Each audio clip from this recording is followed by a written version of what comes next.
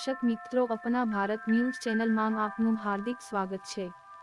National road safety સપ્તાહ અંતર્ગત કમાટીબાગ ખાતે વડોદરા શહેર પોલીસ દ્વારા રોડ સેફટી અવેરનેસ કાર્યક્રમનું આયોજન થયું, જેમાં ઉત્તમ કામગીરી માટે પોલીસ અધિકારીશ્રીઓને પ્રોત્સાહિત કર્યા તથા ઉપસ્થિત સૌને રોડ સેફટી દ્વારા જીવનના મૂલ્ય અંગેની આપી સમજ।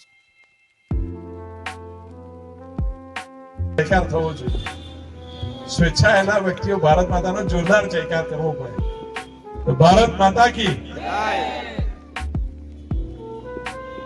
નેશનલ રોડ સેફટી મંથ અને એના ભાગરૂપે વડોદરા શહેરમાં પોલીસ વિભાગ દ્વારા રોડ સેફટી અવેરનેસ કાર્યક્રમના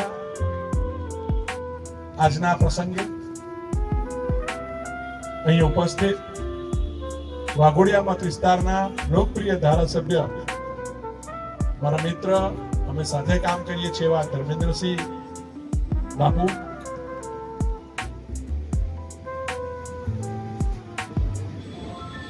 પોલીસની અંદર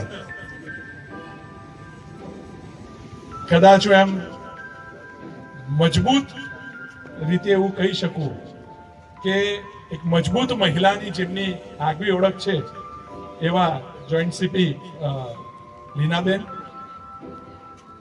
આ વિસ્તારની અંદર ખરેખર અહીં તો મહિલા નેતૃત્વ જ છે, 50% રિયલ અનુભવ કરાવતા હોય એવા જુલીબેન, એવા જ્યોતિબેન, તમે જુઓ મંચ પર પણ 50%થી વધારે મહિલા આટલા વર્ષો પછી પણ રોડ સેફટી અવેરનેસ માટે કામ કરવું ને એ ખરેખર આપણને મનમાં ક્યાં ને ક્યાં ખુશતું હોય છે। તમે ફિલ્મ જોઈ એને મારે ખરેખર કેવું નહીં પડે કે આ રોડ સેફટી કોઈ પણના પરિવાર માટે કેટલી જરૂરી હોય છે।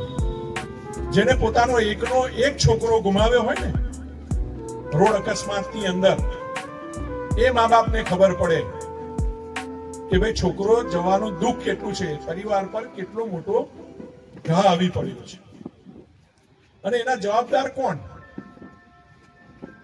તો આપણે તો કોઈ પણ વસ્તુ થાય ને એટલે જવાબદાર આવે પોલીસ અને સરકાર। કહી શકે કે તમે પણ નિયમોનું પાલન કરો।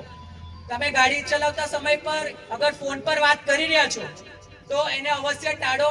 આપણી પણ આદત હોય છે, હું કહું છું મારી પણ આદત હોય છે, પણ જ્યારે મારા ઘરમાં ઘટના બની એટલે હું પણ એ આદત કેટલા સમયથી છોડી દીધી છે। એટલે આજે જ્યારે કોઈનો દીકરો હોય છે, કોઈ મૃતક પરિવારનો, ત્યારે તમે ઘરેથી બહાર નીકળો છો તો તમે એવું વિચારીને નીકળો કે ઘરની બહાર નીકળ્યા પછી કે ઘરે તમારી પાસે આજથી વચન લો અને એવું વિચારો કે જ્યારે હું ઘરની બહાર કોઈ કામકાજ, ઓફિસ, સ્કૂલ નીકળું છું તો ત્યારે પણ મારા ઘરે કોઈ રાહ જોવે છે। આપ સૌએ જે મને 2 મિનિટ